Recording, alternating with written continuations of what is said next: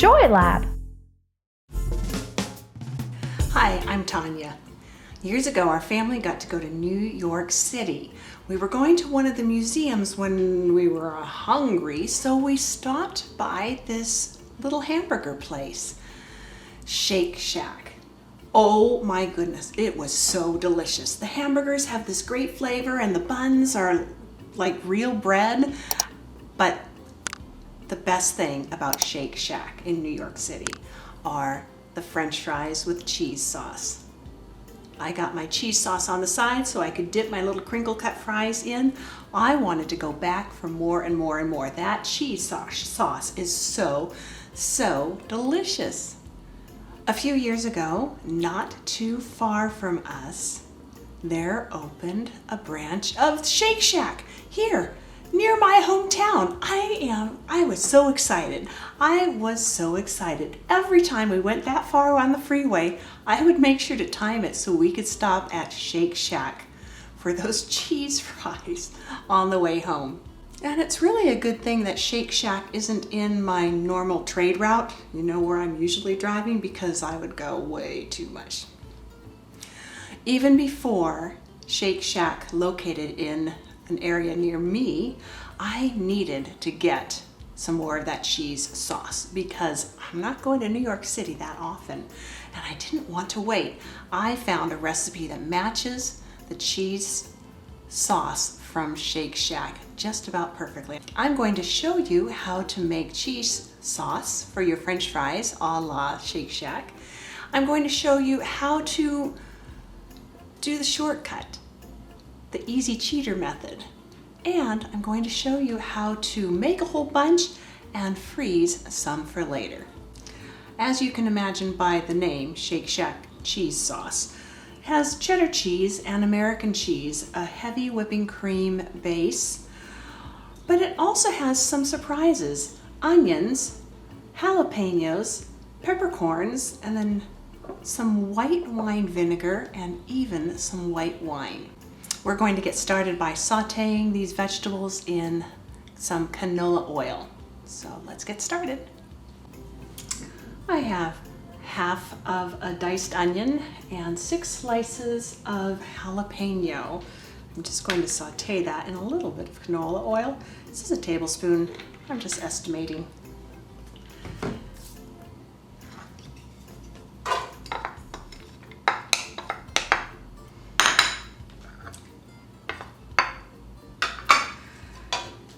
Now, it calls for 2 teaspoons of whole peppercorns. If you do not have whole peppercorns, you can use an 1/8 teaspoon of pepper.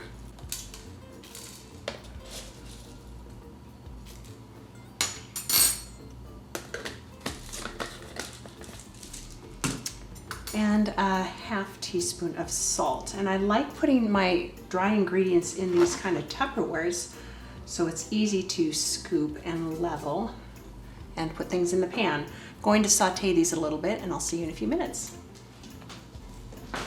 There's something about the smell of sauteing onions that is just so welcoming to a kitchen. Next, we're going to add our white wine vinegar and our white wine and cook it down a little bit more, about 5 more minutes. 1 tablespoon of white wine vinegar.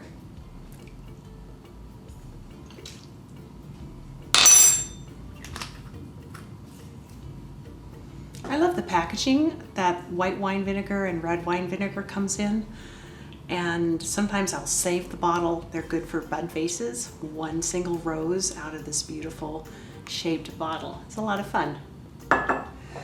White wine. If you don't have white wine, it's just 2 teaspoons. You could do 2 teaspoons of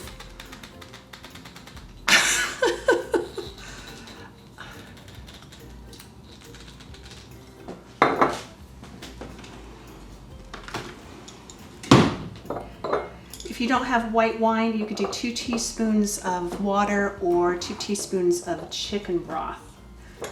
Now, we do not drink alcohol at our house. And I wanted some white wine for the cheese sauce from Shake Shack because I like the cheese sauce from Shake Shack so much. I went to the grocery store and I'm looking around, and I don't know, the alcohol aisle, it's so vast and mysterious, and all these different bottles. One of the workers was there, and I asked her, I just need some cheap white wine. She looks at me and she says, Marty, this lady wants some cheap white wine. I was so humiliated. I got my bottle of cheap white wine and left very quickly. It's 2 teaspoons of cheap white wine. Woo, that was a lot. 2 teaspoons.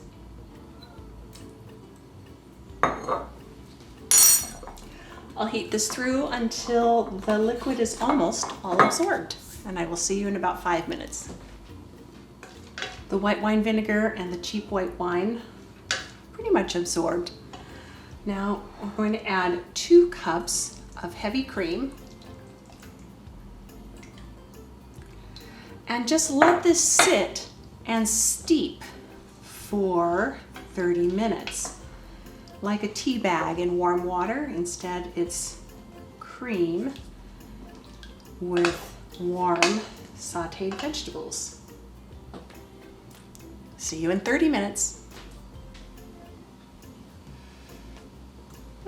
Doesn't smell like much right now because it has cooled pretty much to room temperature. Now we need to heat up this cream vegetable mixture so that it will melt the cheese when we pour it in with the cheese. Again, I'll be back about 5 minutes. While the cream and vegetables are warming back up, I'll put the cheese in our container. The cheese is 8 slices American cheese. I don't have to count. You'll trust me, right? This is 8 slices American cheese. And 2 cups shredded cheddar.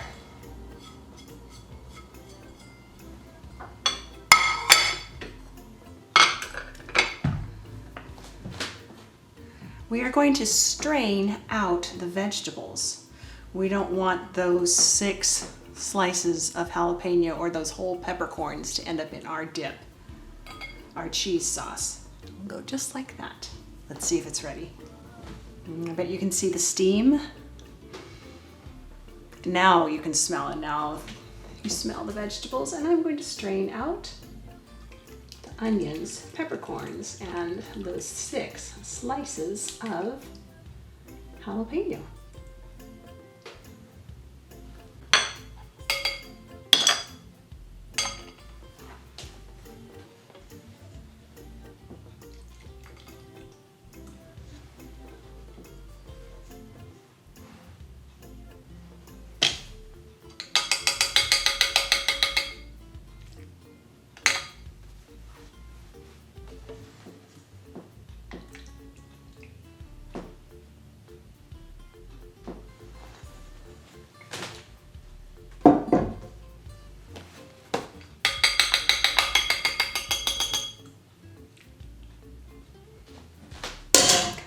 Now I'm just going to stir this until the cheese is melted in. I told you I was going to tell you a secret shortcut. My secret shortcut is to skip all of this. I don't do the sauteing the vegetables. I don't do the 6 little slices of jalapeno. I don't do the whole peppercorns. All I do is warm up the cream on the stove with the white wine vinegar and the cheap white wine. Once that's warm, I add it to the American cheese and cheddar cheese and let it melt together. I wanted a shortcut, and really this adds a hint of flavor, but not so much. So you can do it either way. I'm going to have to microwave this a little bit because the cream is already cool and the cheese has not melted all the way yet. Let me microwave this. There we go. This is what it's supposed to look like.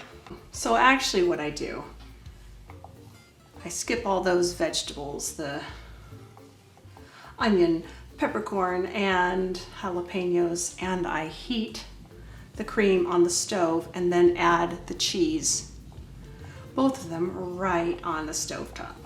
That's the secret cheater's quick way. Now the other secret I want to tell you is how to convert this into a freezer meal. I'm gonna have some for now, and I love these cookie scoops to get exact portions. Ooh, so nice and gooey. This one's for me right now. Then I'm also going to save individual portions in my freezer. And that's what you do with freezer meals. You do all the work once and then put individual portions in the freezer, or family-sized portions, whatever is appropriate for you. You could do a bunch of tiny individual portions, but this mini muffin, this is not enough for me. No one eats only that much Shake Shack cheese shop. Instead, I use my muffin tin. I will spray it.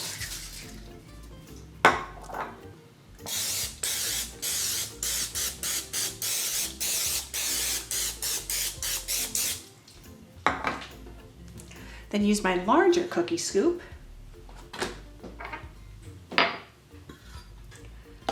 to do real individual size portions.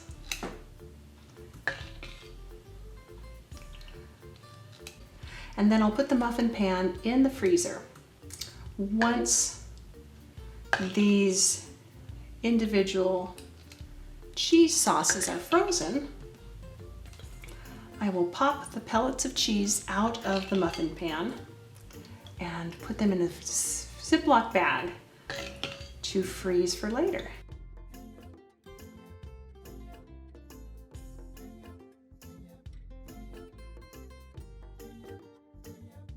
Then whenever I have a craving, my family has a craving, somebody needs a snack that's a little bit special, I can pull 1 or 2 or 3 out of the freezer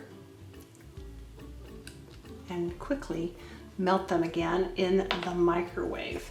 But now I need to taste my Shake Shack cheese sauce. They serve them with crinkle fries, of course, because then the crinkle fries are holding on to even more cheese sauce.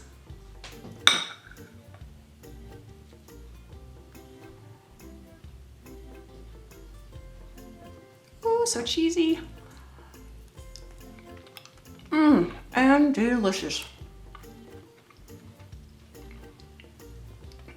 Oh, ooey gooey goodness.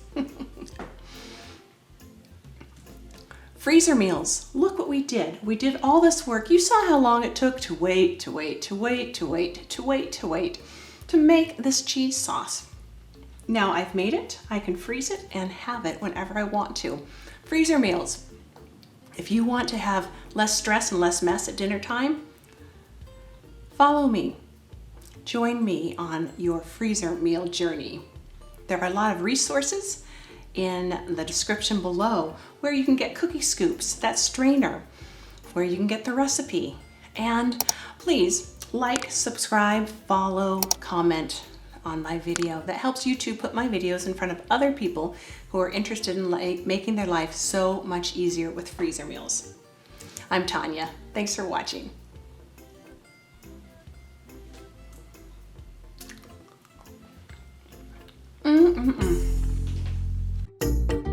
Joy Lab. Learning done right. Learn more with Joy Lab. Like, subscribe, comment, share. Visit us at www.joylab.biz. Thank you.